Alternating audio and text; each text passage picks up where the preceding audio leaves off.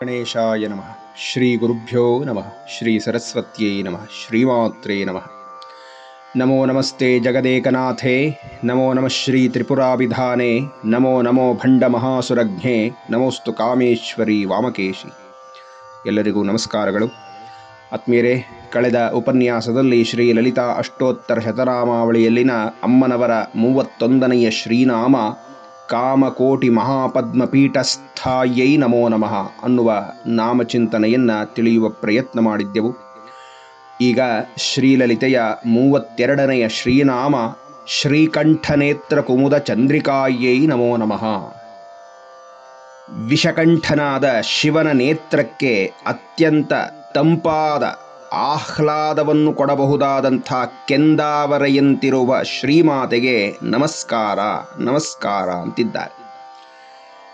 ಶಿವನು ತನ್ನ ಭಕ್ತರ ಕಡೆಗೆ ಪ್ರಸನ್ನನಾಗಿ ನೋಡಬೇಕು ಅಂತಂದರೆ ಅದು ಅಮ್ಮನು ಪ್ರೇಮ ಭಾವದಿಂದ ಶಿವನನ್ನು ಕಂಡಾಗ ಶ್ರೀಕಂಠನಾದ ಶಿವನ ಕಣ್ಣುಗಳು ಸಹಜವಾಗಿ ಸೌಮ್ಯವಾಗತ್ತೆ. ಆ ಸೌಮ್ಯವಾದಂತಹ ಕಣ್ಣುಗಳಿಂದ ಭಕ್ತರನ್ನು ನೋಡಿ ರಕ್ಷಣೆ ಮಾಡ್ತಾನೆ, ಅನುಗ್ರಹ ಮಾಡ್ತಾನೆ ಅಂತ. ಇಲ್ಲಿ ಶ್ರೀಕಂಠ ಅನ್ನುವ ನಾಮದಿಂದ ಶಿವನನ್ನು ಕರೆದಿದ್ದಾರೆ.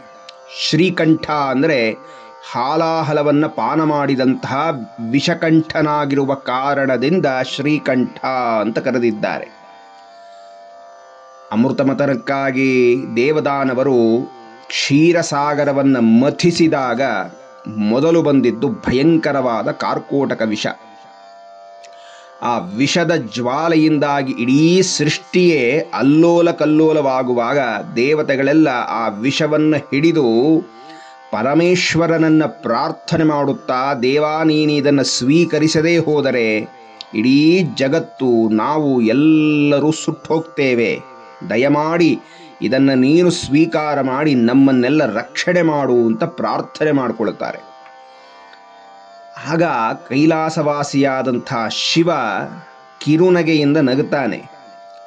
ಪಕ್ಕದಲ್ಲಿದ್ದಂಥ ಅಮ್ಮ ಪಾರ್ವತಿ ಕೇಳ್ತಾಳೆ, ಯಾಕೆ ನಗುತ್ತಾ ಇದ್ದೀರಿ? ಶಿವ ಹೇಳಿದ, ದೇವದಾನವರು ಅಮೃತಕ್ಕಾಗಿ ಕ್ಷೀರಸಾಗರವನ್ನು ಮಥನ ಮಾಡ್ತಾ ಇದ್ದಾರೆ. ಈಗ ಅದರಿಂದ ಭಯಂಕರವಾದ ವಿಷವೊಂದು ಹುಟ್ಟಿದೆ. ಅದನ್ನು ಸಹಿಸಲಾರದಂಥ ದೇವತೆಗಳೆಲ್ಲ ನನ್ನನ್ನು ಪ್ರಾರ್ಥನೆ ಮಾಡ್ತಾ ಇದ್ದಾರೆ, ನಾನು ಅದನ್ನು ಕುಡಿಯಬೇಕಂತೆ ಅಂತ ಶಿವ ಹೇಳಿದ. ಅಮ್ಮ ಹೇಳ್ತಾಳೆ, ಅಯ್ಯೋ ಹೌದೇ, ದಯಮಾಡಿ ಬೇಗ ಹೊರಡಿ, ನೀವಿಲ್ಲಿಂದ ಬೇಗ ಹೋಗಿ ಆ ವಿಷವನ್ನು ನೀವು ಕುಡೀರಿ, ಈ ಜಗತ್ತನ್ನು ರಕ್ಷಣೆ ಮಾಡಿ, ಭಕ್ತರನ್ನು ರಕ್ಷಣೆ ಮಾಡಿ ಅಂತ ಹೇಳಿದ್ಲು. ಶಿವ ಆಶ್ಚರ್ಯದಿಂದ ಕೇಳಿದ, ದೇವಿ, ಅವರು ನೈವೇದ್ಯ ಮಾಡುತ್ತಿರುವುದು ಪಾಯಸವಲ್ಲ, ಅಗ್ನಿಯಂತೆ ಪ್ರಜ್ವಲಿಸುತ್ತಿರುವಂಥ ಮಹಾವಿಷ. ಹಾಗಂದಾಗ ಅಮ್ಮ ಹೇಳ್ತಾಳೆ, ಅದು ನನಗೆ ಗೊತ್ತಿದೆ, ಅದು ವಿಷವೇ ಇರಲಿ ಪಾಯಸವೇ ಇರಲಿ, ಭಕ್ತರಾದವರು ಭಕ್ತಿಯಿಂದ ಏನನ್ನು ಕೊಟ್ಟರೂ ನಾವದನ್ನು ಸ್ವೀಕಾರ ಮಾಡಬೇಕು.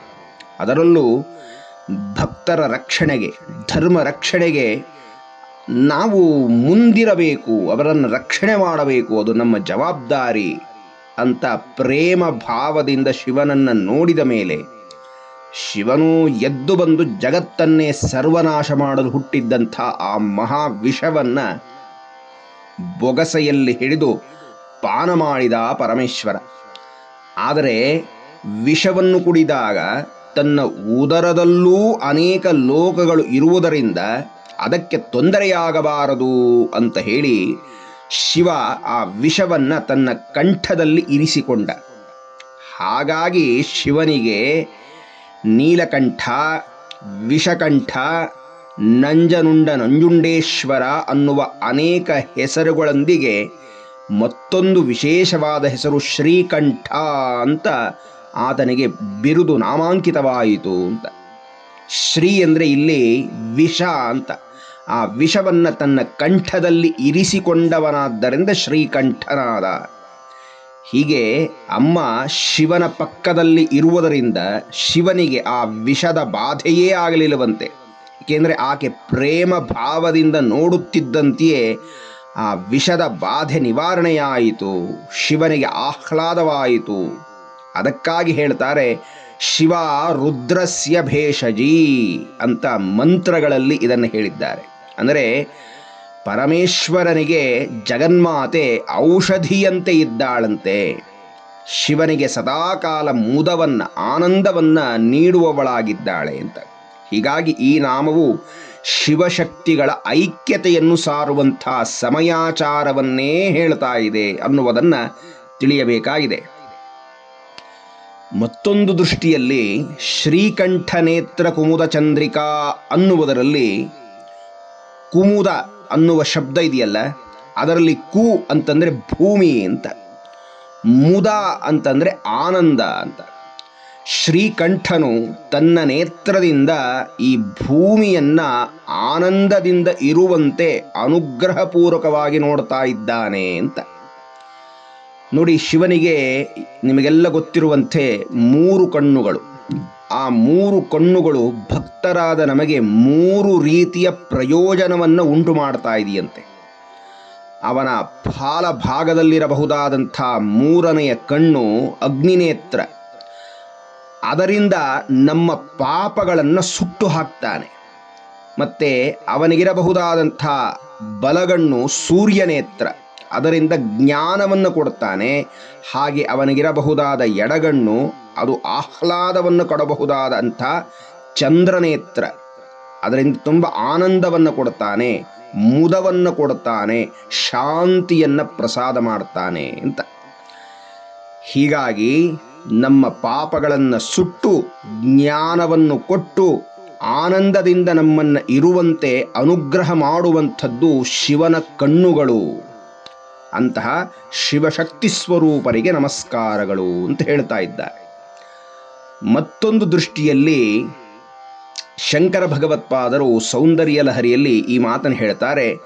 ಚತುರ್ಭಿ ಶ್ರೀಕಂಠೈ ಶಿವ ಯುವತಿಭಿ ಪಂಚಭಿರಪಿ ಅಂತ.